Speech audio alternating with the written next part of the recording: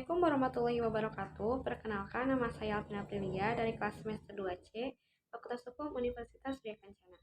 Saya akan mereview materi mata kuliah Hukum Pidana pada pertemuan ke-10 dengan dosen Ibu Profesor Dr. Haja Heni Nuraini SHMH dan asisten dosen Bapak Dr. Rendi Ardayandi SHMH.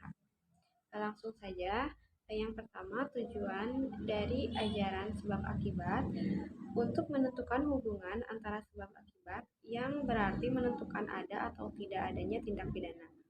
Untuk menentukan pertanggungjawaban seseorang atas suatu akibat tertentu yang berupa suatu tindak pidana.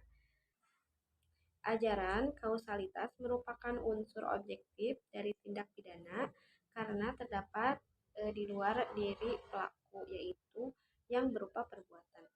Dalam rumusan delik ditentukan adanya unsur akibat dari suatu perbuatan, maka untuk menentukan unsur perbuatan yang menimbulkan akibat itu dipergunakan ajaran sebab akibat. Selanjutnya, teori-teori ajaran sebab akibat atau kausalitas. Teori conditio sine qua non atau teori ekivalensi atau teori syarat mutlak atau Bedingungstheorie. Berasal dari Panburi, Jerman.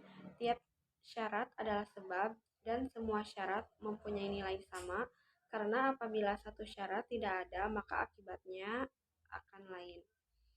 Banyak syarat positif maupun syarat negatif sama-sama sebagai penyebab timbulnya akibat, sehingga jika salah satu syarat tidak terpenuhi, maka akibat konkretnya lain pula. Kebaikan teori ini adalah mudah diterapkan, tetapi menimbulkan masalah karena terlalu luas lingkup berlakunya pertanggungjawaban pidana.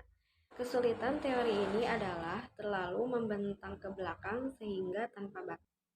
Teori individualisasi mengadakan pembatasan antara syarat dengan sebab secara pandangan khusus, mengindividualisasi yaitu secara konkret mengenai perkara tertentu saja dengan mengambil pendapat sesudah kejadian atau post factum atau in concreto.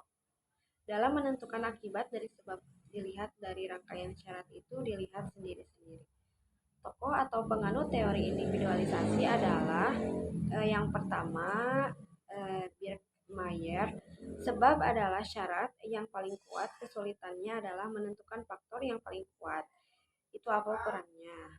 Yang kedua, Binding. Sebagai dari sesuatu akibat adalah faktor yang menahan negatif dari serangkaian faktor yang unggul positif. Selanjutnya, ada teori generalisasi. Teori ini melihat peristiwa sebelum kejadian atau antefactum atau in abstracto, yaitu syarat yang merupakan perbuatan manusia dapat menjadi akibat dari suatu peristiwa, yaitu dilihat dari perhitungan yang layak atau pengalaman hidup yang umum terjadi. Menurut teori ini harus dicari sebab yang sama untuk dapat menimbulkan akibat.